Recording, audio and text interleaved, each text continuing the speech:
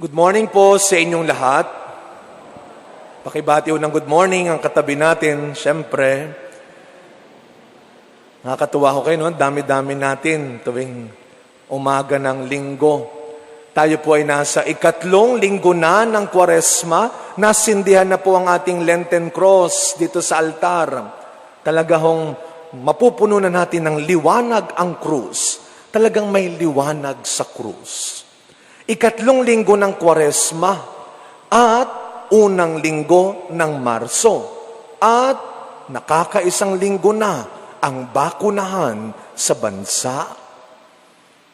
Isang linggo nang nagbabakuna, pero habang nagbabakuna, tumataas naman ang kaso ng positibo sa bansa. Kung nanonood kayo ng news, talagang maaalarma na naman kayo. Eto na naman tayo. Nagsisimula na naman magsabing puno na ang ospital. Ay, halaka. Kaya nga siguro, kahit lahat tayo magpabakuna, kung wala tayong disiplina, tuloy ang pandemya. Kaya tandaan natin, gawin pa rin natin, ito po'y makakristyanong ugali. Ang tawag dyan, malasakit. Kaya ito'y napag-uusapan din, naaalala natin sa ganitong pagdiriwang natin, sapagkat may kinalaman ito sa pananampalatayang Kristiyano natin na ipinagdiriwang natin sa taon na ito, 500 years of Christianity. Sabi ko nung nagbigay ako ng recollection doon sa Tondo, sabihin mo, Kristiyano ako. Sabi nung katabi niya, talaga ba? Saan banda? Hindi ko na makita. Kaya tandaan natin, hindi lang pag-face mask, face shield, kailangan pa rin maging malinis. Mukhang nakakalimutan na naman. Tingnan niyo yung mga kasama ninyo, wala na nagsasanitize, wala na naghuhugas ng kamay, wala na pakialam kung malinis ang gamit, ang damit. Simpleng magagawa pero malaking maisasalba ang pagiging malinis. Tandaan natin, naka-quarantine pa rin tayo ngayong Kwaresma. Anong pagkakatulad ng Kwaresma at quarantine? Pareho silang panahon ng paglilinis, ng pag-aayos. Kung paanong kalinisan ng katawan, ang panlaban mo sa pandemya, kalinisan ng kalooban ang panlaban mo sa parusa. Kaya tingnan po ninyo, sinimulan natin ang mga pagbasa mula sa aklat ng Exodo sa pamamagitan ng pagpapaalala sa atin ng 10 utos ng Diyos na binigay niya, kaya may 10 utos para bigyan ng ayos ang buhay ng tao. Ang 10 utos ay binigay ng Diyos para ayusin at itama ang buhay ng tao. Pero alam po natin na dahil sa katigasan ng ulo at pagsuway ng mga Israelita noon, nakatikim sila ng matinding parusa. Speaking of parusa, lahat naman yata tayo dito nakaranas ng maparusahan. Ano ang hindi mo makakalimutang parusa sa bahay ninyo? Minsan kasi, ang parusa lagi mong kasama. Pagtingin mo sa asawa mo, parusa ka talaga sa akin.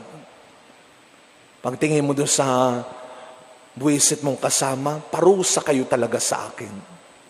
Anong hindi mo makakalimutang parusa sa eskwelahan? Dati-dati po ang mga parusa, may formative yan no? Noon, ang parusa formative pa.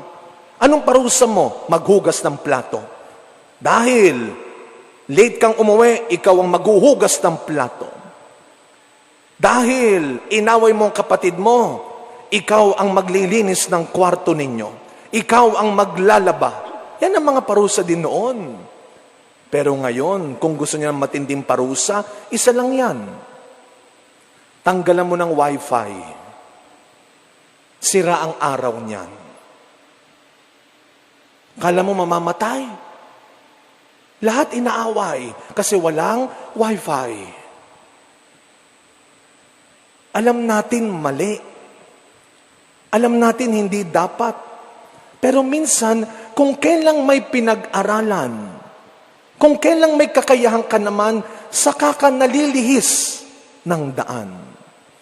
Kasi minsan gusto natin madalian, maramihan. Kaya kahit mali, kahit masama, sinasakyan, pinapatulan. May sarili kang bait, huwag kang mamatay sa inggit. Lalo na sa ugaling napakapangit. Sabi nga ni San Pablo sa ating ikalawang pagbasa sa mga taga-Korinto, hindi mo kailangan munang pakitaan ng tanda.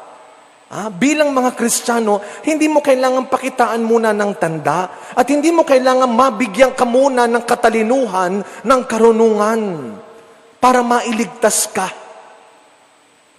Kailangan nating ipakita sa buhay natin, sa ugali natin, sa ginagawa natin, si Kristong kahit ipinako ay naging kaligtasan ng tao. May liwanag sa krus. At ipakita natin yan, na kahit gaano pa kahirap, kabigat, karami, kalaki, ang krus ng buhay, pwede pa rin tayong maligtas. Ang kahihiyan ng kamatayan sa krus, nilagyan ng dangal ni Jesus. Noon, pag pinako ka, kriminal ka talaga. Kaya nga itinataas ka eh. Ipinapakita ka sa maraming tao, masdan ninyo ang kriminal na to. Hanggang ngayon naman nangyayari yan. Kapag pinagpipiestahan natin ang kasalanan ng isang tao, ang kahinaan at kapintasan ng isang tao, daig mo pa siyang ipinako sa krus. Pero mga kapatid, hindi kailanman magiging talo ang taong nagpapakakristyano. Kung katangahan, kung kahinaan sa mundo, ang matutong magpasensya, magpatawad, tanga-tanga mo talaga, niloloko ka na nga. May nasabihan ka na ba ng ganyan? Ang hina-hina mo talaga. Kung katangahan at kahinaan sa mundo, ang magpatawad, magparaya, kaligtasan ni Kristo ang pinipili mo. Kaya nga sa ebanghelyo natin, kung gaano katapang at makatarungang nilinis ni Jesus ang templo na tahanan ng kanyang Ama mula sa masasama at makamundong bagay, ngayong Kwaresma, mga kapatid, hayaan mong pasukin ng Diyos, linisin ng Diyos ang maruming pag-iisip mo, ang paghihiganti sa puso mo, ang kahinaan ng kalooban mo. Huwag mong panghinayangan ang mga basura ng problema. Huwag mong panghinayangan ang mga kasalanan o kalat ng kasamaan na dapat nang tanggalin ng Diyos sa buhay mo. At huwag mong hayaang gawing kang basurahan lang ng kasalanan at kamalian ng ibang tao. Kaya nga kapag Kwaresma, ito uunahan ko na yung announcement. Kaya kapag Kwaresma, may kumpisalang bayan tayo sa Biyernes. Kaya pag may Kwaresma, may kumpisalang bayan. Yung iba ayaw. Bakit? Face to face kasi. Sa labas kasi. Kaya may kumpisalang bayan, hindi para mas marami at buong bayan ang makakita sa iyong nakapila ka dahil guilty ka. Makikita nila ako eh.